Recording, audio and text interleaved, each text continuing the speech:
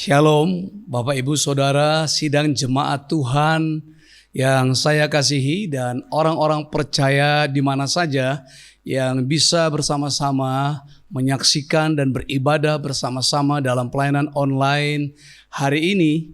Saya mengucapkan Tuhan memberkati kita. Saudara, ini adalah bulan keempat. Senang sekali bisa menyapa kita kembali. Dalam bulan keempat kita memasuki pelayanan online sejak COVID-19 ini mewabah sampai ke negeri kita. Saudara, kita akan mendengarkan firman Tuhan, kita akan bersekutu bersama-sama, dan saya percaya firman Tuhan akan memberkati kita semua. Mari kita tundukkan kepala, kita berdoa lebih dahulu. Bapa yang baik, kami datang ke hadapan Tuhan. Bersama-sama kami datang tersungkur, meminta kekuatan, memohon pemulihan, pembaruan yang sungguh-sungguh terjadi dalam hidup kami. Sehingga dari sehari ke sehari Tuhan mendapati kami kian menyenangkan, semakin menyukakan hati Tuhan, semakin mengerti maksud dan kehendak Allah di dalam hidup kami. Urapi kami Bapa, sehingga kami merasakan sungguh-sungguh kehadiran kuasa Allah di tengah-tengah kami yang mengubahkan segala sesuatu. Berfirmanlah, berkata-katalah, sehingga terhalau semua anasir unsur si jahat, oknum-oknum si jahat yang tidak ada urusan kena-mengena dengan kerajaan Allah. Di dalam nama Yesus Kristus Tuhan kami. Terima kasih Bapa yang baik. Berfirmanlah, kami siap mendengarkannya. Haleluya. Amin. Puji Tuhan, Bapak Ibu Saudara sekalian, hari ini kita mau mendengarkan firman Tuhan tentang Yesus Kristus Tuhan kita, tentang Yesus Kristus Anak Allah, tentang Yesus Kristus Imam Besar Agung yang kita punyai yang berada di surga. Kita bersuka cita semua karena kita punya Imam Besar Agung, yaitu Yesus Kristus Tuhan kita. Dari kitab Ibrani pasalnya yang keempat, ayatnya ke-14 sampai dengan ayat 16. Mari membaca Alkitab bersama-sama dengan saya Bapak Ibu Saudara. 1, 2, 3. Karena kita sekarang mempunyai Imam Besar Agung yang telah melintasi semua langit, yaitu Yesus Anak Allah. Baiklah kita teguh berpegang pada pengakuan iman kita. Sebab imam besar yang kita punya bukanlah imam besar yang tidak dapat turut merasakan kelemahan-kelemahan kita. Sebaliknya sama dengan kita. Ia telah dicobai, hanya tidak berbuat dosa. Sekali lagi, sama dengan kita. Tetapi ia telah dicobai, hanya tidak berbuat dosa. Sebab itu marilah kita dengan penuh keberanian menghampiri tahta kasih karunia, supaya kita menerima rahmat dan menemukan kasih karunia untuk mendapat pertolongan kita pada waktunya. Yang berbahagia adalah yang mendengarkan firman Tuhan, merenungkan dan melakukannya. Saudara kekasih dalam nama Tuhan, kita tahu bahwa hukum-hukum keimamatan di dalam Alkitab jelas, di dalam hukum Taurat jelas bahwa imam itu lahir dari bangsa Israel, dari marga Lewi keturunan Harun. Itu sebabnya itu turun-temurun terus, bahwa tidak ada bangsa dan suku-suku lain yang menjadi imam di hadapan Allah kecuali dari bangsa Israel, dari garis marga Lewi dan keturunan Harun. Tetapi di perjanjian baru, terutama di dalam kitab 1 Petrus pasal yang kedua ayat 9 dikatakan bahwa kamu adalah bangsa yang kudus, imamat yang rajani.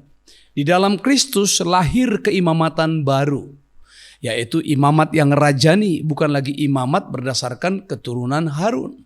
Dan Yesus sendiri menjadi imam besar yang walaupun dia tidak dari keturunan Harun, dia terhitung kepada Melkisedek, yaitu Melkisedek seorang imam yang ketika Abraham berperang melawan Kedor, Laomer dan 14 raja-raja yang berkoalisi pada waktu itu dan dia menang, dia menaklukkan raja-raja itu semua, dan saudara bisa lihat bagaimana dia akhirnya datang kepada Melkisedek dan dia memberikan 1/10 dari jarahannya, dan Melkisedek memberikan kepadanya anggur dan roti.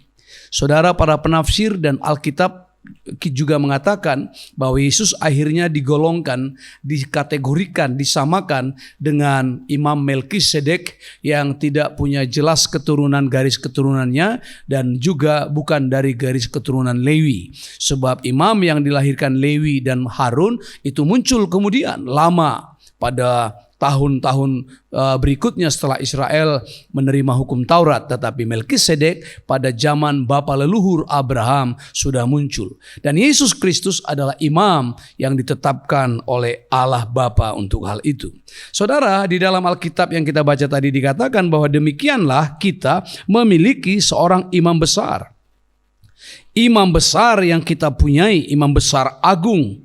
Dikatakan imam besar agung yang kita punyai yang telah melintasi semua langit. Dalam ayat 15 dikatakan sebab imam besar yang kita punya. Jadi ada 2 kali kata punya. Kita mempunyai imam besar agung. Hari ini kita mendengar khotbah tentang imam besar agung yang kita punyai. Jadi saudara, kepemilikan kita terbesar adalah memiliki imam besar agung. Sesungguhnya kepemilikan yang terbesar, kepemilikan yang termulia adalah memiliki seorang imam besar agung. Orang yang punya banyak harta, punya banyak tabungan, punya banyak investasi, punya banyak segala sesuatu, tapi kalau dia tidak memiliki imam besar, sesungguhnya kepemilikannya adalah kepemilikan yang percuma. Jadi kepemilikan kita terbesar mestinya adalah Dia, Yesus Kristus Tuhan. Tanpa kepemilikan akan imam besar ini, maka apapun kekayaan kita, sekaya apapun kita di bumi ini, kekayaan kita akan berakhir sampai di bumi ini. Tetapi kepemilikan akan imam besar agung, saudara, menjadikan kekayaan kita bukan saja di bumi ini, tetapi sampai ke surga.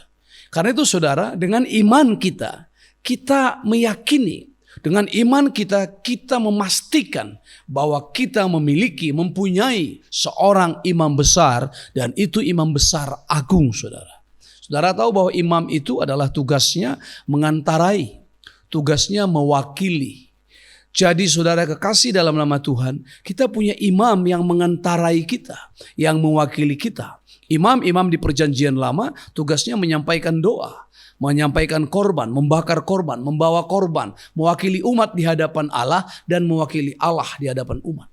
Nah saudara kekasih dalam nama Tuhan, ini jelas sekali. Jadi kalau ada orang-orang kaya di dunia ini, tetapi mereka punya banyak harta, punya banyak sekali tabungan, investasi dan banyak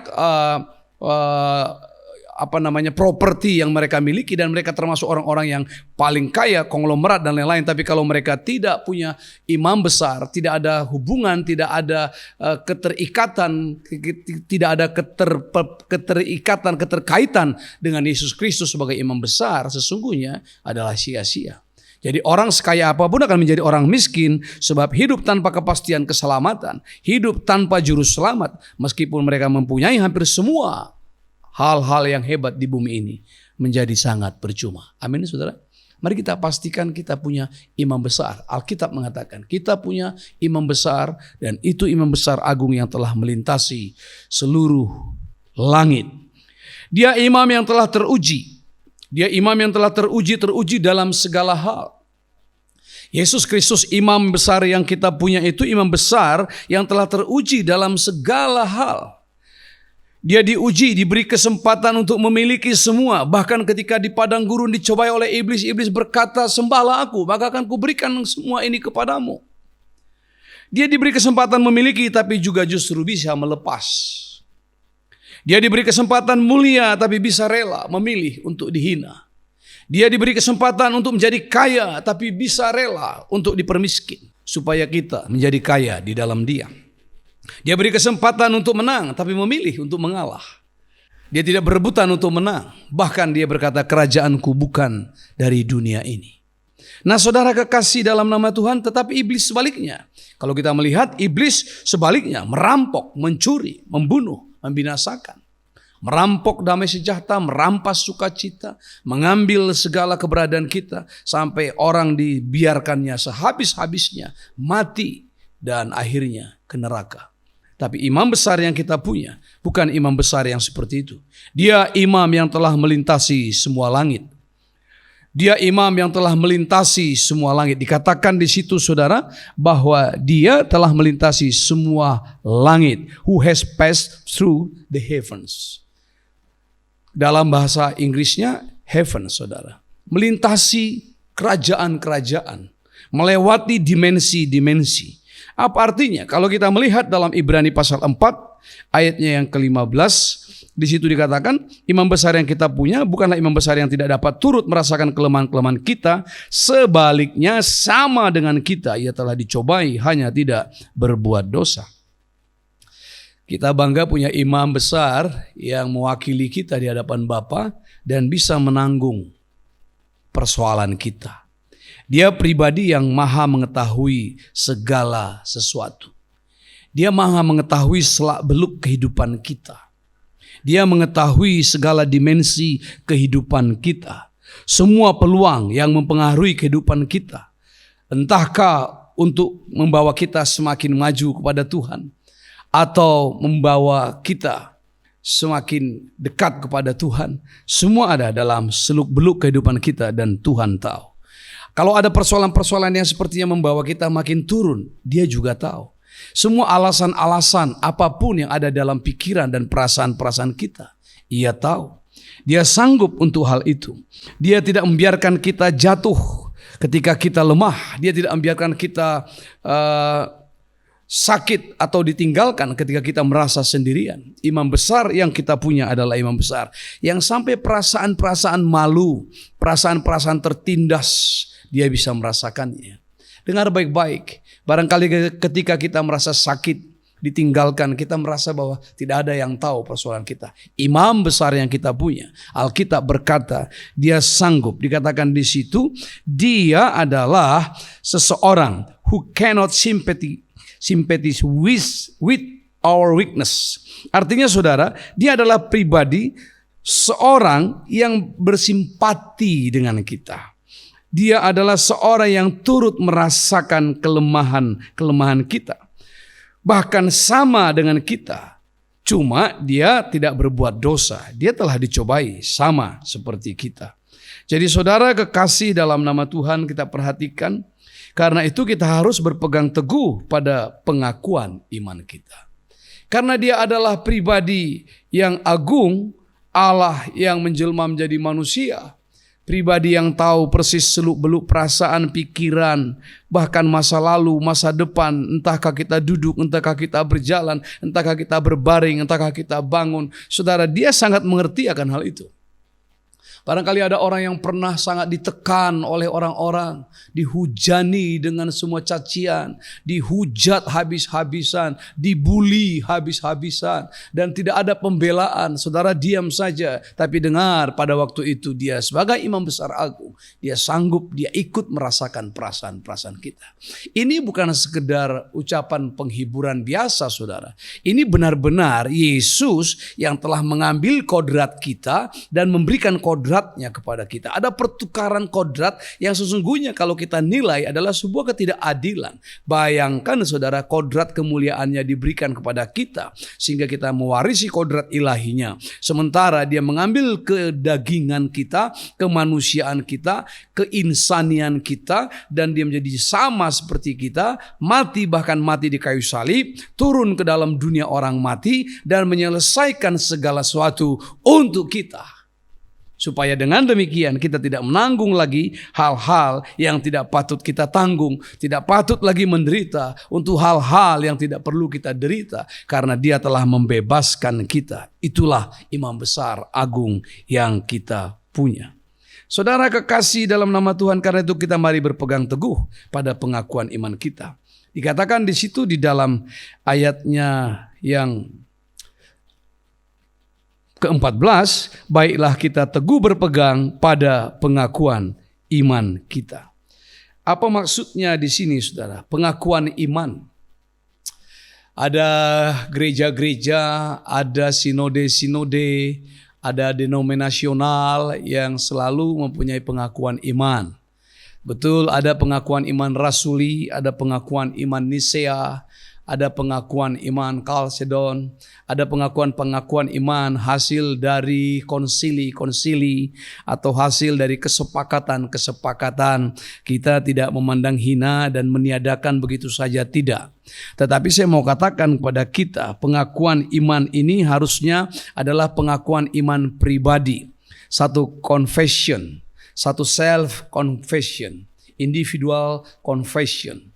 Saudara, kita bisa mengaku iman komunal bersama-sama, tapi secara pribadi kita berdiri di atas kebenaran, membuat pengakuan iman kita kepada Tuhan atas perjalanan pribadi pengenalan kita akan Tuhan, sehingga pengakuan iman yang seperti ini bukan pengakuan iman yang diajarkan, bukan pengakuan iman yang diwariskan, bukan pengakuan iman teori yang dicekokin begitu rupa sehingga orang terus berusaha membela, bahkan menjadi apologetik, sehingga dengan demikian orang sampai bertengkar, bersoal jawab hanya untuk membela pengakuan iman, tetapi hidup tidak pernah sejajar, hidup tidak pernah setara, hidup tidak pernah sepadan dengan iman yang diinginkan.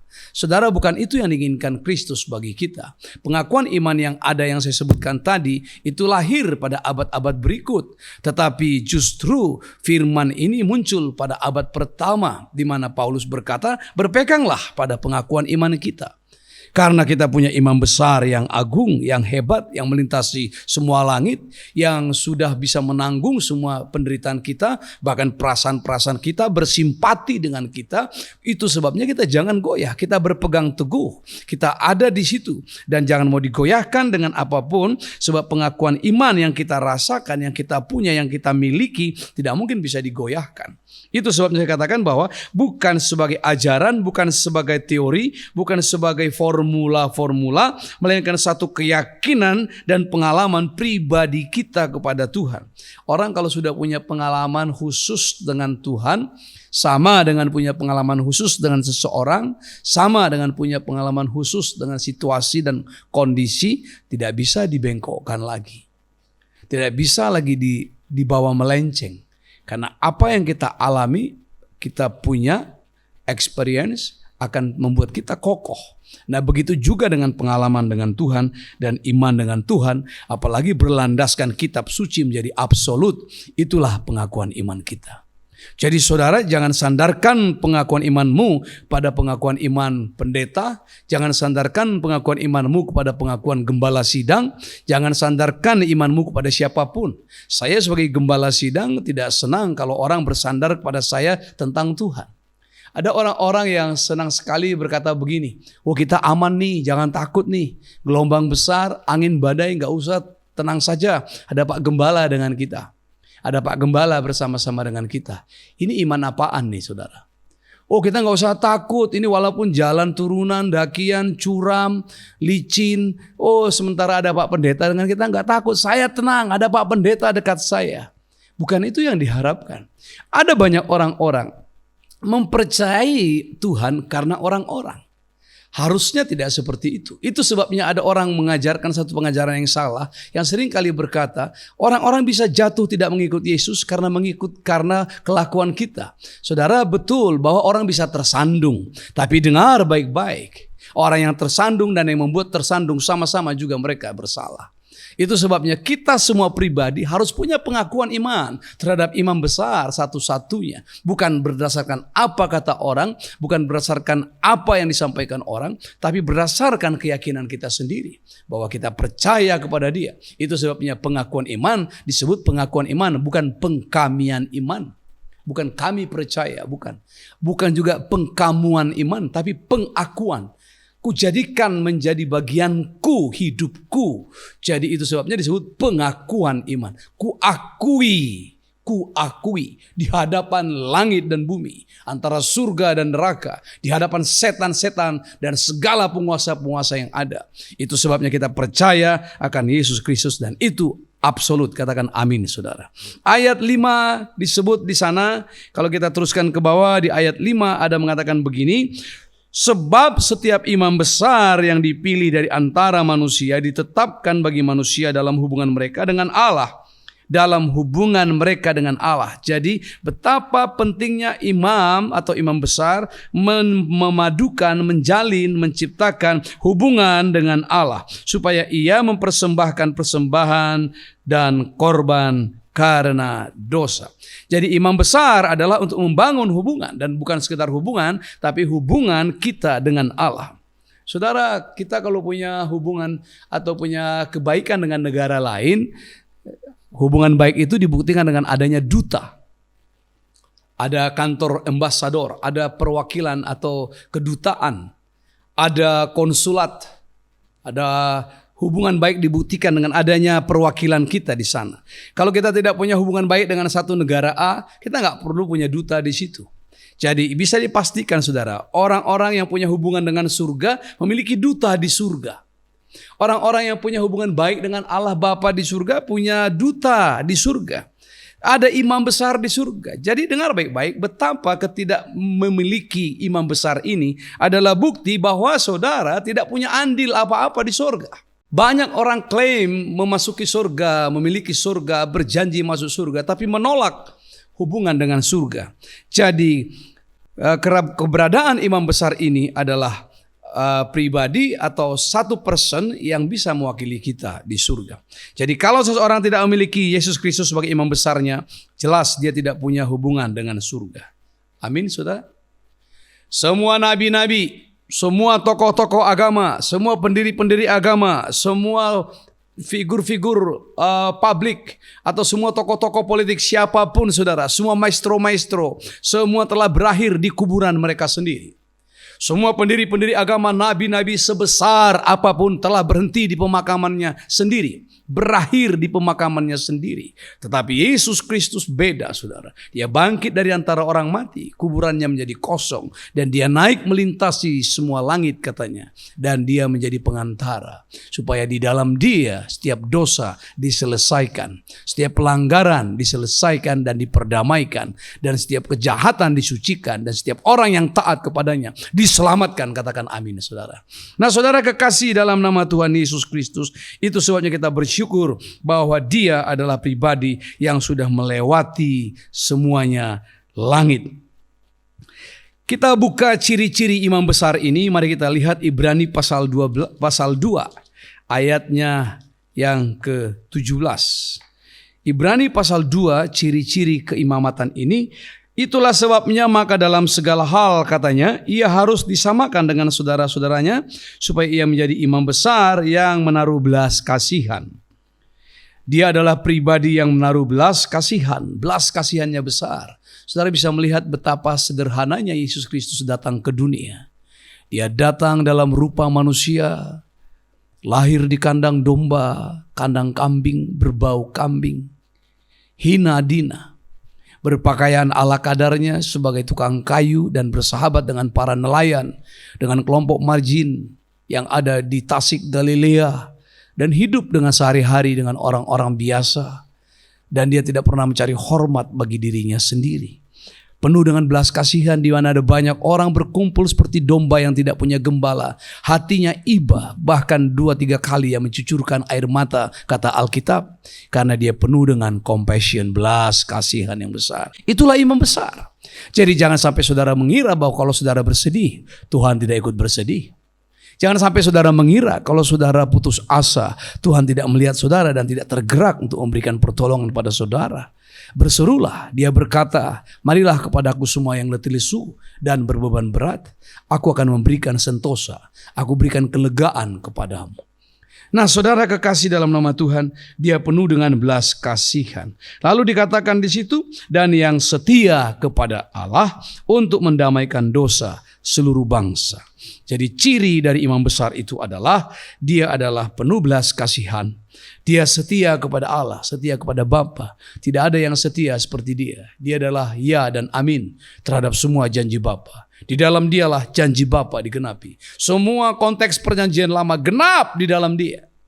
Semua perkataan harapan dalam perjanjian lama dipenuhi di dalam dia. Tidak satu pun dari kata-kata Tuhan yang tidak tergenapi di dalam Yesus Kristus. Dan yang terakhir dikatakan dia mendamaikan dosa seluruh bangsa. Itu sebabnya kita harus berdamai dengan dia. Dan di dalam dialah kita diperdamaikan. Dan untuk itulah dia datang. Itu sebab kita harus mengakui dia. Dan memandang hanya kepadanya saja. Ibrani pasal 3 saudara, ayat yang pertama dikatakan seperti ini. Sebab itu hai saudara-saudara yang kudus, yang mendapat bagian dalam panggilan surgawi, pandanglah kepada Rasul dan imam besar yang kita akui, yaitu Yesus. Yaitu Yesus. Kalau saudara membuka Ibrani 12, mari saya ajak saudara membuka kitab Ibrani 12 dulu. Ayatnya yang kedua. Dikatakan seperti ini.